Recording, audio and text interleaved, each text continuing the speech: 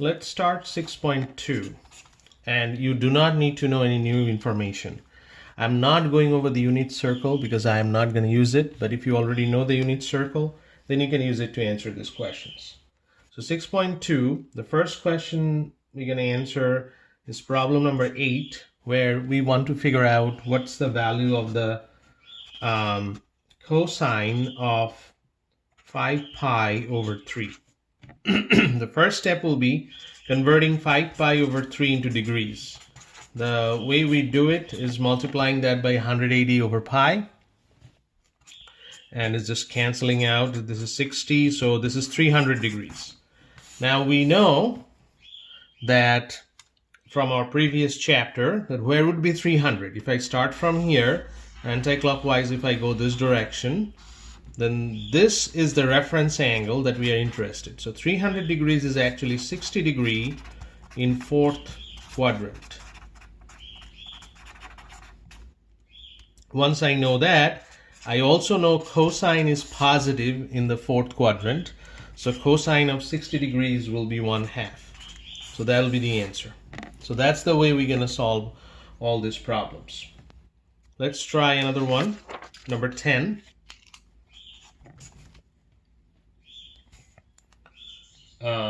Secant 2 pi over 3. First, we need to convert 2 pi over 3 into degrees. That would be 120 degrees. Now again, if I start from here, go this direction, this is 120. So what's the reference angle? That'll be 60 degree. Remember, the reference angle is always the angle making with the x-axis in every quadrant. So that'll be the 60 degrees in quadrant 2. So that's what I'm writing, is 60 degree in quadrant 2. So secant of 60 will be a negative number because only sine, if you remember, only sine is positive in the second quadrant, which is -2. Let's try number 14. Tangent of -17 pi over 3. Let's convert this. -17 pi over 3 times 180 over pi, which will give you -1020 degrees. Now, if I want to figure it out, we will start from here. Now, this is a negative sign, so we'll go clockwise direction one time, that's 360, another time, 720. And then when we are rotating third time, it actually ends up here because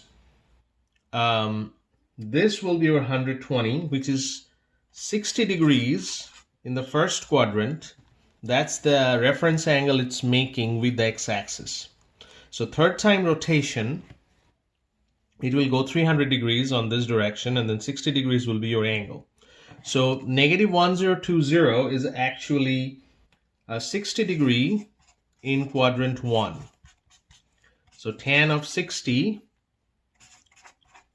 that would be square root of 3. And it's all positive. If you remember, everything is positive in the first quadrant. All is positive. So that's the way we're going to find these values. Next set of problems. This is what we call finding the values for the circular function. So you have to, the first thing you have to do in your calculator, you have to use your calculator to finding all the solutions of this problem. So but you have to change in the calculator from degree mode to radian. So that is the first thing you need to do in your calculator for answering this set of questions.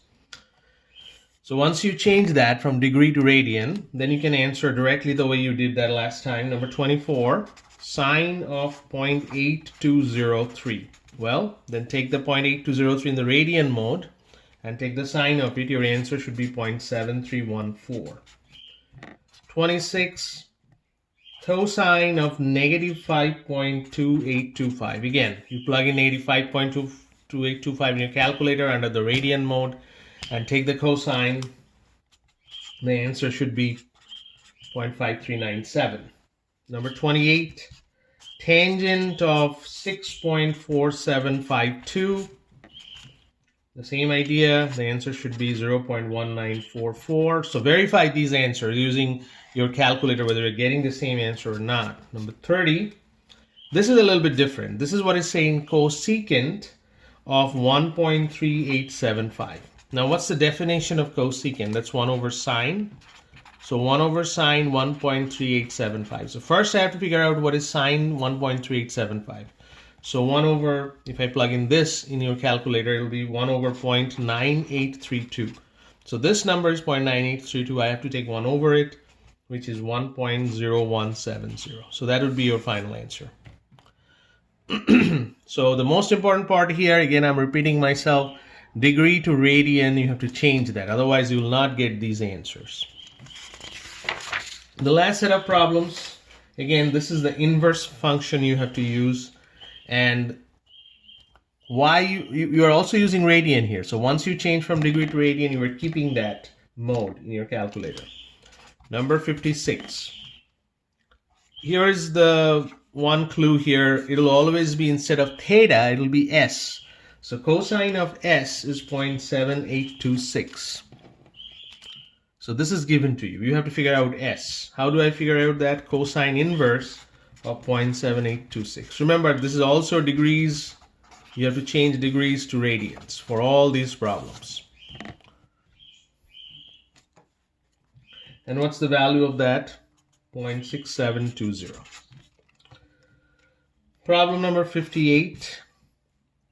Cotangent of s equal to 0.2994. Now, you do not have a cotangent function in your calculator, but you do have a tangent, which is, if I flip both sides, tangent will be 1 over 0.2994.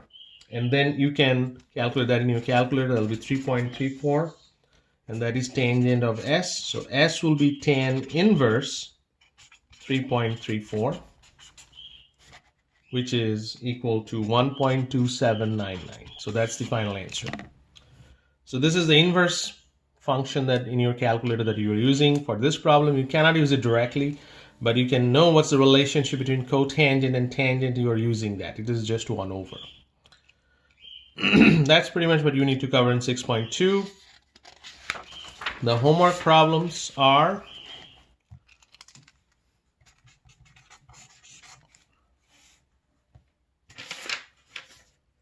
seven, 9, 11, 13, 17, 23, 25, 27, 29, 55, 57, 59. We'll start 6.2, we'll start 6.3 next time.